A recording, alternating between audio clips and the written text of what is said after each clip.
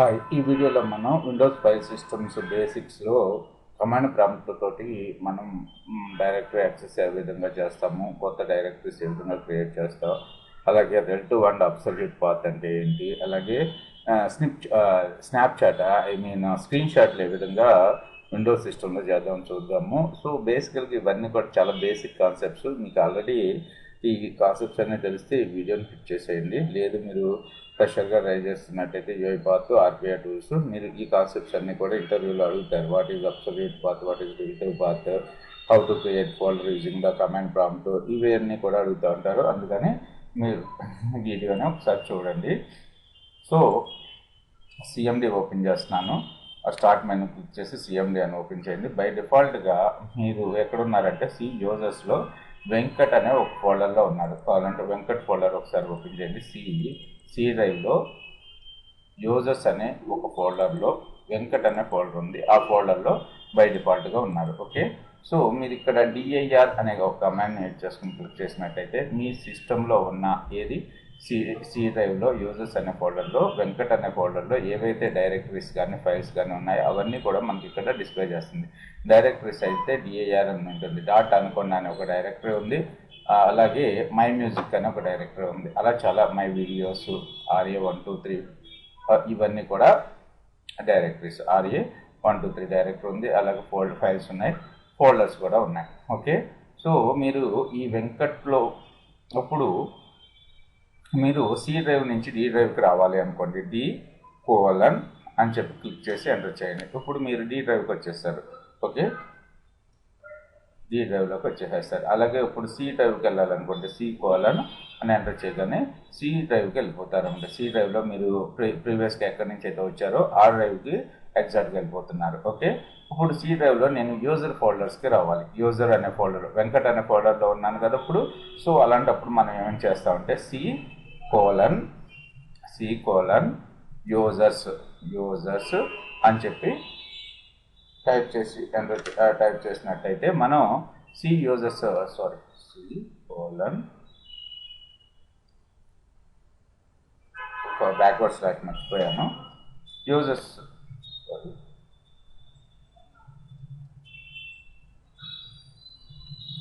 Okay, ఇప్పుడు మనం ఏం చేస్తున్నాము, సి కోలన్ యూజర్స్ అంటే మళ్ళీ యూజర్స్ ఫోల్డర్లోకి వెళ్ళలేకపోతున్నాము. సో ఇలాంటప్పుడు మనం సిడి అనే ఒక కమాండ్ ఉంటుంది. చేంజ్ డైరెక్టరీ అంటాం అనమాట. సిడి అని టైప్ చేసి సి కోలన్ యూజర్స్ అనేస్తే మీరు ఇప్పుడు యూజర్స్ ఫోల్డర్లోకి వచ్చారు. ఇందులో ఏమేమి డైరెక్టరీస్ ఉన్నాయో చూద్దాం. సో ఇందులో పబ్లిక్ వెంకట్, చూడండి వెంకట్ పబ్లిక్ వెంకట్, మనకి హిడెన్ ఫోల్డర్స్ కనపడలేదు.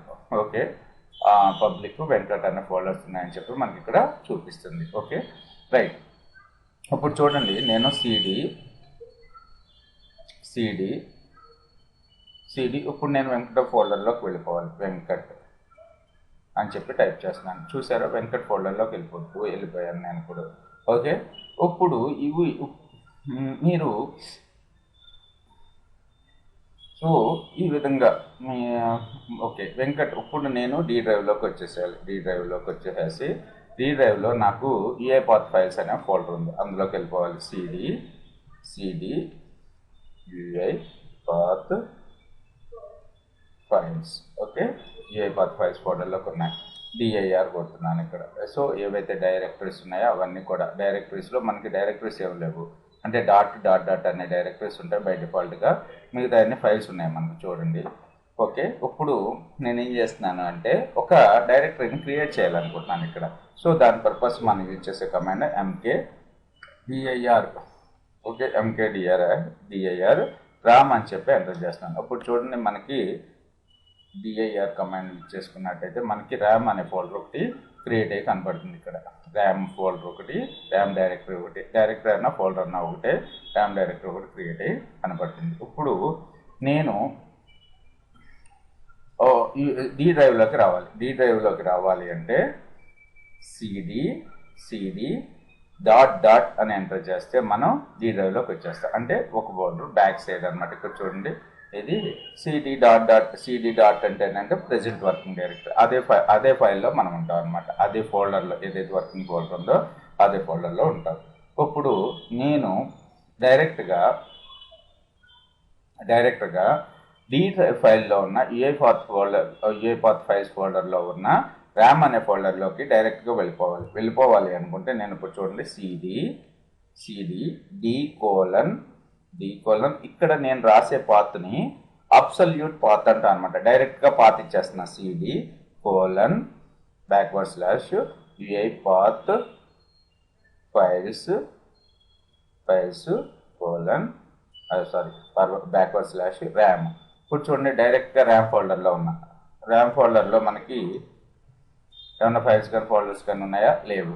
అంటే గుర్తుపెట్టుకోవాల్సింది ఏంటంటే మనం డైరెక్ట్గా ఎక్కడికైతే వెళ్ళాలో దాన్ని యాజిటీస్గా అంటే డ్రైవ్ దగ్గర నుంచి డి డ్రైవ్ తర్వాత ఫోల్డర్ నేమ్ తర్వాత ఎక్కడికి వెళ్ళాలో అదంతా డైరెక్ట్గా పాత్ రాస్తున్నాం. దాన్ని ఏమంటున్నామంటే అబ్సల్యూట్ పాత్ అంటున్నాం.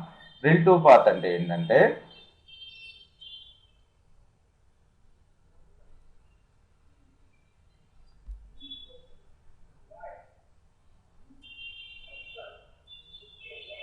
సో ఈ విధంగా మెన్షన్ చేయడానికి కూడా రిలేటివ్ పాత్ అంటాము. ఇప్పుడు మనం ఎక్కడున్నాం? ర్యామ్ ఫోల్డర్లోకి UiPath files. So UiPath files కాకుండా ఇంకా ఏం ఫోల్డర్ ఉందో చూద్దాము. డి డ్రైవ్లో cd dir కమాండ్ ద్వారా ఏమేమి ఉన్నాయో చూసుకోవచ్చు కదా. న్యూ ఫోల్డర్ దీపక్ అనే ఫోల్డర్ ఉంది. ఓకే, ఇప్పుడు నేను దీపక్ ఫోల్డర్లోకి వెళ్ళిపోవాలి డైరెక్ట్గా. ఇప్పుడు నార్మల్గా రాయాలనుకుంటే అబ్సల్యూట్ పాత్ ద్వారా ఎలా రాస్తాము? డి కోలన్ // దీపక్ అని చెప్పుకుంటే దీపక్ ఫోల్డర్ ఇది.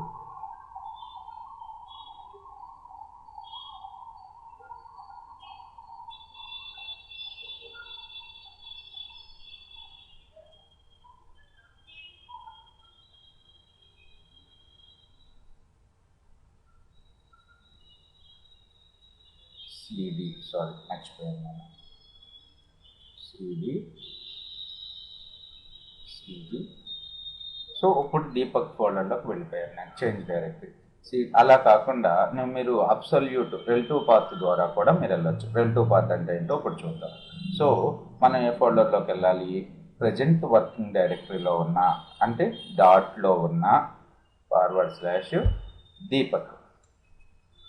ఇప్పుడు వెళ్తున్నాం లేదో చూడండి. సారీ, ఇవన్నీ కూడా బేసిక్ థింగ్స్. మీరు బాగా ప్రాక్టీస్ చేయండి. అంటే గూగుల్లో ఇంకా చిన్న కమాండ్స్ చాలా ఉంటాయి. అవన్నీ కూడా మీరు యూట్యూబ్లో videos and commands CMD basics అని చెప్పుకుంటే మీకు చాలా వస్తాయి. అవి విని బాగా ప్రాక్టీస్ చేయండి. ఇప్పుడు చూడండి నేను ఇక్కడేమో సిడి డి కోలన్ దీపక్ అని రాశాను. దీన్ని అబ్సల్యూట్ పాత్ అంటున్నాం. ఇక్కడ చూడండి సిడి డాట్ అంటే ప్రెజెంట్ డైరెక్టరీ కదా, కోలన్ దీపక్ అని రాశాను. ఇప్పుడు దీపక్ ఫోల్డర్లోకి వచ్చాను. ఈ విధంగా అబ్సల్యూట్ పాత్ రిలేటివ్ పాత్. మిమ్మల్ని ఇంటర్వ్యూస్లో బాగా అడుగుతూ ఉంటారు, మీరు ఫేక్ కానీ వాళ్ళు కానీ ఐడెంటిఫై చేశారా? What is the differences between absolute and relative path అని డైరెక్ట్గా వచ్చి అడుగుతారు. అది చెప్పలేదంటే ఇంకా మనల్ని కంప్లీట్గా ఫేక్ అనుకుంటాడు అనమాట. ఓకే, తర్వాత నేను దీపక్లో ఏం చేస్తున్నానంటే ఒక ఫోల్డర్ క్రియేట్ చేస్తున్నాను.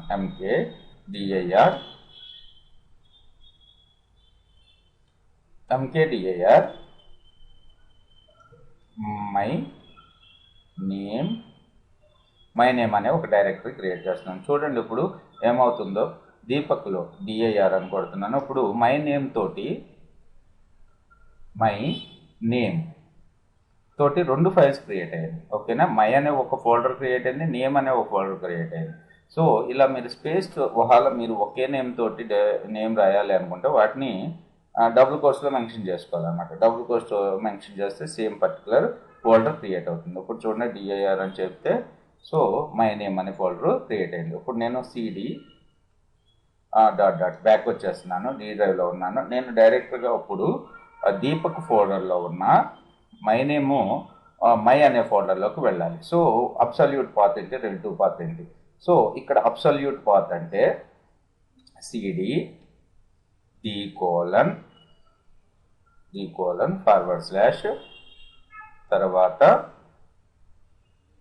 తర్వాత దీపక్ // మై నేమ్ ఎంటర్ చేశాను. వస్తుందా? చూడండి, ఇది డైరెక్ట్గా మనం అబ్సల్యూట్ పాత్ రాసాం. అప్పుడు మళ్ళీ బ్యాక్ వచ్చేస్తున్నాను.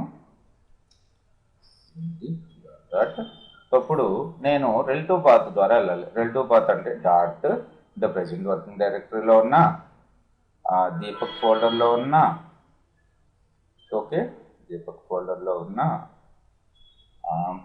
My name.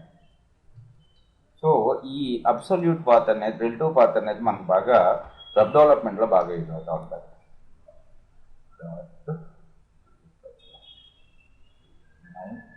Sorry, so my name, ఇప్పుడు ఏం చేస్తున్నానంటే మై నేమ్ని డబుల్ కోట్స్లో పెడతాను.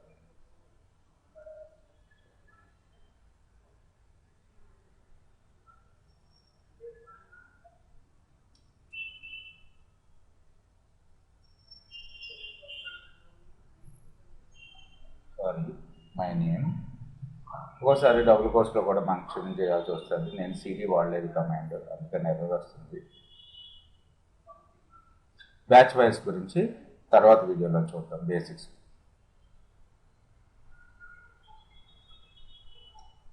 ఓకే, మై నేమ్ ఫోల్డర్లోకి నేను వచ్చాను. ఇప్పుడు అబ్సల్యూట్ పాత్, ఇప్పుడు చూడండి మై నేమ్ ఫోల్డర్లో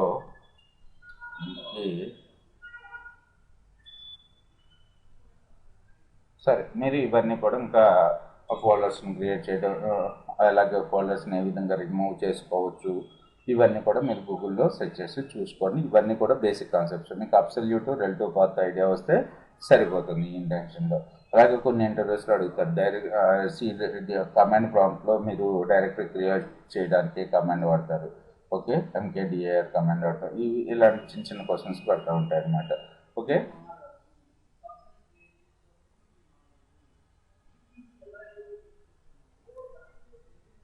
సో ఒకసారి నేను దీని మీద కాదు, వేరే ఇంటర్వ్యూ మీదకి వెళ్ళినప్పుడు నాకు ఈ క్వశ్చన్ పడింది అనమాట. ఏంటిదంటే, సో స్క్రీన్ మొత్తం మీరు టైప్ చేశారు, తర్వాత క్లీన్ చేయాలంటే వాడతారు అని. Okay, CLS command. ఇంకా చిన్న చిన్న కమాండ్స్ చాలా ఉంటాయి, అవన్నీ మీరు గుర్తుపెట్టుకోండి. తర్వాత వచ్చేసి స్క్రీన్ షాట్ని ఏ విధంగా, నార్మల్గా అయితే మీరు ఈ స్క్రీన్ కనబడుతుంది కదా, ఈ స్క్రీన్ని స్క్రీన్ షాట్ తీయాలి అనుకుంటే మీరు మీ కీబోర్డ్లో ప్రింట్ స్క్రీన్ ఆప్షన్ ఉంది. ప్రింట్ స్క్రీన్ని మీరు క్లిక్ చేసుకుని మీరు డాక్యుమెంటా లేకపోతే పెయింటా ఏదో ఒకటి తీసుకుని మీరు డైరెక్ట్గా దాన్ని కంట్రోల్ వి క్లిక్ చేస్తే మీకు డైరెక్ట్గా మీరు ఇప్పుడు స్క్రీన్ షాట్ తీసుకున్న స్క్రీన్ వచ్చేస్తుంది. లేదు, మీరు పర్టికులర్గా ఒక థింగ్ని మీరు స్క్రీన్ షాట్ అంటే ఇక్కడ చూడండి కంప్లీట్గా స్క్రీన్ వచ్చేస్తుంది కదా, ఇది కాకుండా మీరు ఇక్కడ వరకే స్క్రీన్ షాట్ తీసుకోవాలి. ఓకే, అలాంటప్పుడు మనకి స్నిప్పింగ్ టూల్ ఒకటి ఉంటుంది. విండోస్ 7లో అయితే స్నిప్పింగ్ టూల్ డైరెక్ట్గా ఉంటుంది. Snipping tool. సో ఇక్కడికి వచ్చి న్యూ మీద క్లిక్ చేయండి. న్యూ మీద క్లిక్ చేసి మీకు ఏ పోర్షన్ వరకు అయితే స్నిప్ చేసుకోవాలనుకుంటున్నారో ఆ పోర్షన్ వరకు స్నిప్ చేసుకుని దీన్ని కాపీ చేసుకుని మీరు ఏదన్నా డాక్యుమెంట్లో పెట్టాలి అనుకుంటే పెట్టుకోండి. ఓకే, ఈ విధంగా మీరు స్నిప్పింగ్ టూల్, మీకు screen shot, Windows screen shot తీసుకోవాలంటే కంప్లీట్గా విండోస్ ప్రింట్ స్క్రీన్ వాడండి. ప్రింట్ స్క్రీన్ అన్నా వాడవచ్చు, లేకపోతే స్నిప్పింగ్ టూల్ అన్నా వాడుకోవచ్చు. ఓకే, నేను ఇక్కడ నుంచి ఇక్కడ వరకు స్నిప్పింగ్ చేద్దాం. ఓకే, సో దీన్ని కాదనుకుంటే మీరు ఇక్కడే సేవ్ చేసుకోవచ్చు. లేదు ఏదైనా ఒక డాక్యుమెంట్లో పెట్టుకోవాలనుకుంటే సింపుల్గా దీన్ని కాపీ చేసుకుని ఎక్కడైతే మీరు పెట్టాలనుకుంటున్నారో అక్కడ చేసుకుని అక్కడ పెట్టుకోవాలి. Okay, thanks for watching this video.